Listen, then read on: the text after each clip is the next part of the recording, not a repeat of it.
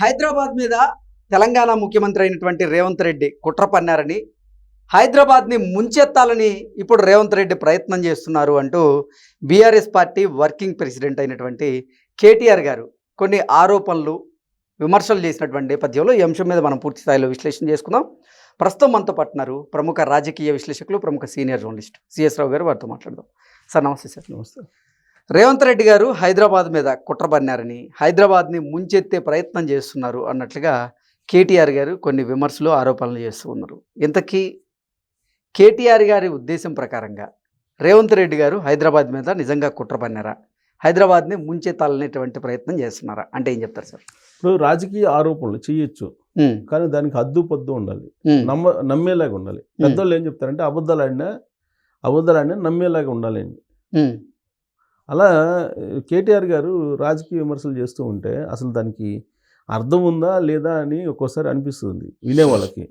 ఏంటంటే హైదరాబాద్ను ముంచేసేటువంటి కుట్ర రేవంత్ రెడ్డి గారు చేస్తున్నారు అనేది ఆయన చేసినటువంటి తాజా ఆరోపణ.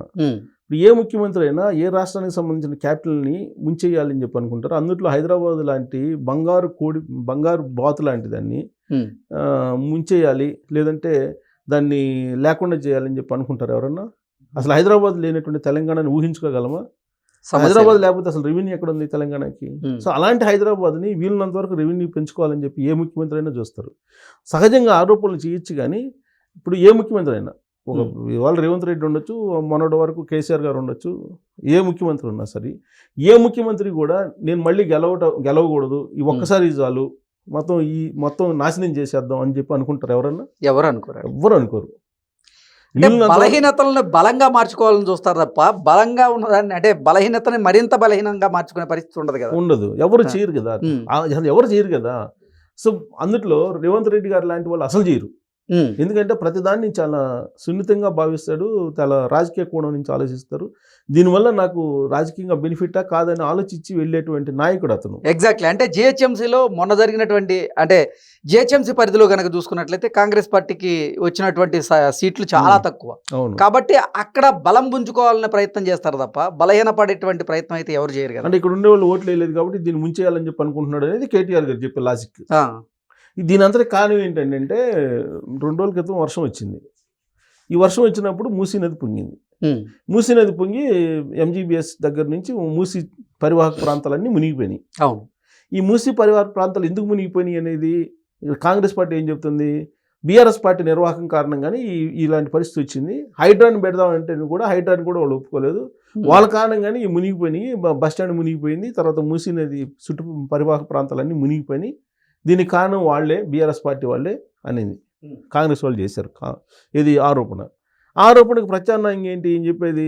కేటీఆర్ గారు చెప్పేది హైదరాబాద్ను ముంచేసి ఫ్యూచర్ సిటీని డెవలప్ చేయాలనుకుంటున్నాడు అని చెప్పి. ఈ మధ్యకాలంలో ఆంధ్రప్రదేశ్లో కూడా ఇలాంటి డైలాగ్ విన్నాం మనం వైఎస్ఆర్ కాంగ్రెస్ పార్టీ నుంచి. ఏంది, గుంటూరుని, అమరావతిని మునక్కుండా ఉండడానికి పొన్నూరుని ముంచేశారని చెప్పి కామెంట్ చేశారు. ఇది మొన్న వరదలు వచ్చినప్పుడు చేశారు కామెంట్. పొన్నూరుకను అమరావతికి ఏం సంబంధం అసలు? అది కొండవీటి వాగు ఏదో డైవర్షన్ చేశారు అని చెప్పి, ఆ తర్వాత ఫేక్ న్యూస్ అని చెప్పేసి ఎవరైతే ఆ పోస్ట్ చేశారో దాన్ని, ఆ ఫేక్ చేసిన వాళ్ళు అరెస్ట్ చేశారో అది వేరే.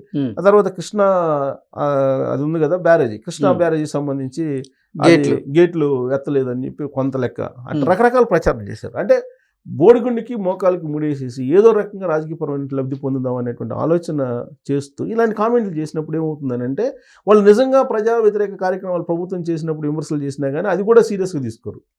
ఇలాంటి కామెంట్లు చేస్తూ పోతే ఇప్పుడు రేవంత్ రెడ్డి గారు హైదరాబాద్ని ముంచేసి ఏం చేయాలి? రేవంత్ రెడ్డి గారు ముంచేసి రెవెన్యూని పోగొట్టుకుంటారా? ఇప్పుడు పక్క రాష్ట్రంలో మనం చూస్తున్నాం, కర్ణాటకలో ట్రాఫిక్ ఎక్కువగా ఉందని చెప్పి కంపెనీలని పక్కకి తీసుకెళ్ళిపోతున్నారు. మొన్న ఆల్రెడీ ఇష్యూ అయింది కదా అక్కడ. డిప్యూటీ సీఎం శివకుమార్ మీరు పోతే పోండి అని చెప్పి అనండి. ఇప్పుడు కేవలం ట్రాఫిక్ సమస్య వస్తేనే పారిశ్రామికవేత్తలు వెళ్ళిపోతుంటే ఇక్కడ హైదరాబాద్ మునిగిపోతుంది అన్నప్పుడు, మునిగిపోతుంది అన్నప్పుడు ఉంటారా?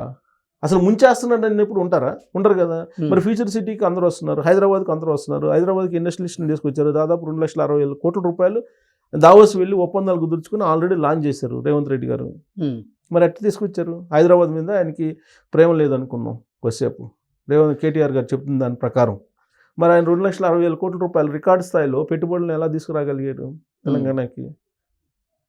సో ఇదంతా కూడా ఏంటంటే ఆ ఫ్యూచర్ సిటీ అనేది డెవలప్ కాకూడదు. ఫ్యూచర్ సిటీ డెవలప్ అయితే ఇప్పుడు ఇక్కడ ఆస్తులు ఎవరికి ఉన్నాయి? హైదరాబాదు తర్వాత సైబరాబాద్లో ఎక్కువగా 10 ఏళ్ల పాటు పరిపాలన చేసినటువంటి వాళ్ళకి ఎక్కువ ఉన్నాయి. టాప్ 20 రియల్ ఎస్టేట్ కంపెనీల్లో పెట్టుబడులు బినామీగా చాలామందికి ఉన్నాయి. ఆ రోజు ఉన్నటువంటి ప్రభుత్వంలో ఉన్నటువంటి వాళ్ళకి. దానికి సంబంధించి రేవంత్ రెడ్డి గారు ఆల్రెడీ చిట్టా కూడా ఎన్నికల సందర్భంలో మొత్తం డిస్ప్లే చేశాడు. ఎవరెవరితోటి అంత వీళ్ళకి పార్ట్నర్షిప్లు ఉన్నాయి, ఎవరెవరితోటి ఎన్ని ల్యాండ్ డీలింగ్ చేశారు, ఎంత ల్యాండ్ పంచుకున్నారు వీళ్ళందరూ. హైదరాబాద్ చుట్టుపక్కల దాదాపు 10,000 ఎకరాలకు సంబంధించినటువంటి బినామీ ఆస్తులతో ఉన్నాయి అని చెప్పేసి రేవంత్ రెడ్డి గారు పిసిసి అధ్యక్షుడి హోదాలో అనేక సందర్భాల్లో కామెంట్లు చేశారు. కాళేశ్వరాన్ని కూల్చేశారు, కాళేశ్వరాన్ని అది సరిగ్గా కట్టలేదు, అందువల్ల కూలిపోయింది అది అని చెప్పి అంటే ఈ కూల్చేశాడు, రేవంత్ రెడ్డి కూల్చేశాడు, బాంబులు పెట్టి అని చెప్పి ఒకసారి కామెంట్ చేశారు ఎవరు కేటీఆర్ గారు. ఎలక్షన్ రేవంత్ రెడ్డి కూల్చేశాడు బాంబులు పెట్టి. ఆ రోజు నైట్ సౌండ్లు వచ్చినాయి, అలా లోకల్లో మేము ఎలక్షన్ అడవుల నుండి పట్టించుకోలేదు, ఆ లోకల్ పీపుల్ చెప్పారనేది కేటీఆర్ గారు చెప్తారు. అసలు అది ఢిల్లీ నుంచి వచ్చిన సిడబ్ల్యూసీ ఏం చెప్తుంది, సెంట్రల్ వాటర్ కమిషను, అది ఇప్పుడు దాన్ని మరమ్మతు చేయడానికి కూడా అవకాశం లేదు, మరమ్మతు చేసి మీరు వాటర్ కనుక నింపితే మొత్తం ప్రాజెక్ట్ కొట్టుకొని పోయే అవకాశం ఉంది మేడిగడ్డ అని చెప్పి వాళ్ళు చెబుతున్నారు. సో ఇవన్నీ ఇష్యూస్. తర్వాత మెట్రో ఉంది, హైదరాబాద్ మెట్రోని మేము మా వల్ల కాదు, మేము నిర్వహించలేమని చెప్పి ఎల్ఎన్టీ వెళ్ళిపోతుంది, చేతులు ఎత్తేసినటువంటి క్రమంలో ప్రభుత్వం ఏం చేస్తుంది, ఖచ్చితంగా తీసుకునే పరిస్థితుల్లో తీసుకుంటుంది. కానీ దానికి ఏమంటున్నారు, దాదాపు 28,000 కోట్ల రూపాయల విలువైనటువంటి ఆస్తులు ఉండి వీటిని కొట్టేయడానికి రేవంత్ రెడ్డి గారు తీసుకుంటున్నారు అని అంటున్నారు. ఒక ముఖ్యమంత్రి అసలు ఆ మెట్రో ప్రాజెక్ట్ మొత్తాన్ని తీసుకొని సొంత జేబులు వేసుకోవడానికి అవకాశం ఉందా? ఛాన్స్ ఉంది. అసలు అది పబ్లిక్ ప్రాపర్టీ, ఎలా జేబులు వేసుకుంటాడు? ఇవన్నీ కూడా కొన్ని అంటే విమర్శలు హద్దులు దాటినటువంటి విమర్శలు ఇవన్నీ కూడా. వీటిలో మనం నమ్మశక్తి ఇప్పుడు ఆ డీల్ కుదుర్చుకొని 19,000 కోట్ల రూపాయలు ఎల్ఎన్టీ వాళ్ళకి ఇచ్చి ఆ అప్పుని రాష్ట్ర ప్రభుత్వానికి మళ్లించుకుని 2,000 కోట్ల రూపాయలు వాళ్ళకి ఇచ్చేదానికి డీల్ కుదుర్చుకున్నారు అంటున్నారు. డీల్ అంటే ఎవరు? ఎల్ఎన్టీకి సంబంధించినటువంటి వాళ్ళ హైయర్ అఫీషియల్స్, ప్రభుత్వానికి రంగానికి సంబంధించినటువంటి ఆఫీసర్స్, తర్వాత మెట్రోకి సంబంధించినటువంటి వాళ్ళు అందరూ ఉంటారు. రేవంత్ రెడ్డి గారును ఎల్ఎన్టీ ఓనర్ ఇద్దరు కలిసి కూర్చొని డీల్ కాదు కదా, అది అఫీషియల్స్ ఒక కమిటీ ఉంటుంది, ఆ కమిటీలు మాట్లాడుకొని కమిటీ ఆన్ పేపర్ అన్ని రాసుకుంటారు ఎంఓయూ. అవును, అంతే తప్ప మొత్తం మెట్రోలో ఉండేటువంటి ఇన్ని వేల ఎకరాలు ఉన్నాయి, అన్ని వేల ఎకరాలు కొట్టేయడానికి రేవంత్ రెడ్డి గారు ప్లాన్ చేస్తున్నారని చెప్పి ఒక కామెంట్ చేస్తారు. సో కాబట్టి మూసీ నది పొంగడానికి కారణం ఎవరు? ఇస్తాంబుల్ చేస్తానని చెప్పి అన్నాడు హైదరాబాద్ని, ఎవరు? కేసీఆర్ గారు ముఖ్యమంత్రిగా ఉన్నప్పుడు. కేజీ టు పీజీ మొత్తం కెనడా తరహా నేను విద్యా వ్యవస్థను మార్చేస్తాను అన్నాడు. ఆ తర్వాత మర్చిపోలేనటువంటి స్టేట్మెంట్లు ఇవన్నీ. కొబ్బరి నీళ్ళలాగా హుస్సేన్ సాగర్ నీళ్ళు తయారు చేస్తాను అన్నాడు. ఇవన్నీ కేసీఆర్ గారు చెప్పినవన్నీ గుర్తుంటాయి కదా తెలంగాణ సమాజానికి.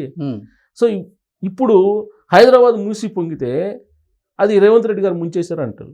ఇప్పుడు మంజీరా ఇప్పుడు మెదక్ను మొత్తం ముంచేస్తుంది, మంజీరా నది వాటర్ వస్తున్నాయి, అది కూడా రేవంత్ రెడ్డి చేసింది. బస్ ఇంకా అది కామెంట్ చేయలే. ఇంకా ఇప్పుడు మెదక్ మొత్తం మునిగిపోయింది కదా, నిన్న మొన్న మంజీరా నది పొంగడం. ఇప్పుడు ఎందుకు పొంగింది అని అంటే అప్పట్లో స్పాన్ ఇప్పుడు మునిగింది. హైదరాబాద్ మునిగింది ఎప్పుడు అసలు ఎక్కువగా కార్లు కొట్టుకోపోయింది ఇప్పుడు ఎవరి హయాంలో? కేసీఆర్ గారి హయాంలో కదా. కేసీఆర్ గారు అప్పుడు ఏం చెప్పారు? క్లౌడ్ బరస్ట్ అన్నాడు. క్లౌడ్ బరస్ట్ కారణంగా ఇది వచ్చింది. సో ఇది అది తప్పిదం మంది కాదు, విదేశీ కుట్ర అన్నాడు. పైగా విదేశీ కుట్ర అందుకని. మరి మూసీ నది పొంగడానికి విదేశీ కుట్ర, అది అప్పుడు మునగడానికి విదేశీ కుట్ర అయినప్పుడు మూసీ నది మునగడానికి కూడా విదేశీ కుట్ర అయినా ఉండాలి, లేదా క్లౌడ్ బరస్ట్ అయినా ఉండాలి కదా కేసీఆర్ గారు చెప్పినట్టు. మరి రేవంత్ రెడ్డి గారు మూసీ నదికి అడ్డం పెడతారా? కాదు కదా. సో ఇవన్నీ ఏంటంటే రాజకీయంగా రాబోయే ఎన్నికల్లో, స్థానిక సంస్థల ఎన్నికలో, లేదా జూబ్లీ హిల్స్ ఉప ఎన్నికలో, లేదంటే గ్రేటర్ హైదరాబాద్ ఎలక్షన్స్లో ఎంతో కొంత 18% నుంచి ఎక్కువ ఓట్లు సంపాదించుకునే ప్రయత్నం బీఆర్ఎస్ పార్టీ చేయడానికి ఈ ప్రయత్నంలో చేస్తుంది. కానీ నేల విడిచి సాము చేసినట్టు ఉంది. కామెంట్స్ చేయొచ్చు, అది అర్థవంతంగా ప్రజలు ఆలోచింపజేసేలాగా ఉండాలి. ఇప్పుడు ఆ మూసీ నది పొంగితేనేమో రేవంత్ రెడ్డి గారి నిర్వాహకం అనాలి అంటున్నారు. అటు కాకుండా వీళ్ళు అధికారంలో ఉన్నప్పుడు క్లౌడ్ బరస్ట్ అంటున్నారు. అది కాదు కదా. ఇప్పుడు ఎవరు అధికారంలో ఉన్నప్పుడైనా మూసీ నది పొంగిద్ది వర్షాలు వచ్చినప్పుడు. దానికి కారణం ఏంటి? ఆల్రెడీ రేవంత్ రెడ్డి గారు అనేక సందర్భాల్లో చెప్పారు. ఎలక్షన్ ముందు హైరైస్ బిల్డింగ్కి పర్మిషన్ ఇచ్చాడు. ఆ రోడ్లు ఏమో 40 అడుగులు ఉంటాయి. హైరైస్ బిల్డింగ్ 40 అడుగుల్లో, 60 అడుగుల రోడ్లు, 100 అడుగుల రోడ్లు హైరైస్ బిల్డింగ్ పర్మిషన్ ఎట్టిస్తారు మీరు? డ్రైనేజ్ దానికి సంబంధించి ఉండదు. ఆడుండేది ఒక 50,000 ఇళ్ళకి. ఆ 50,000 ఇళ్ళకి ఇక్కడ దాదాపు 1000 మందికి సరిపోయే ఇవి ఉంటాయి, డ్రైనేజ్ వ్యవస్థ ఉంటుంది.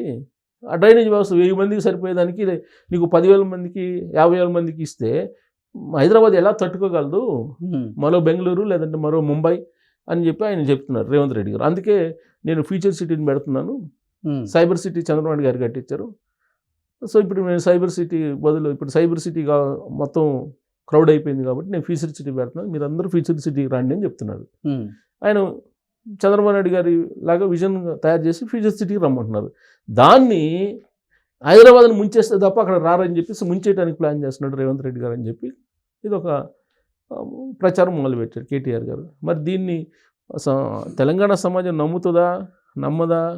ఇక్కడ అందుట్లో పౌర హక్కుల సంఘాలు, ప్రజా సంఘాలు చాలా యాక్టివ్గా ఉంటాయి.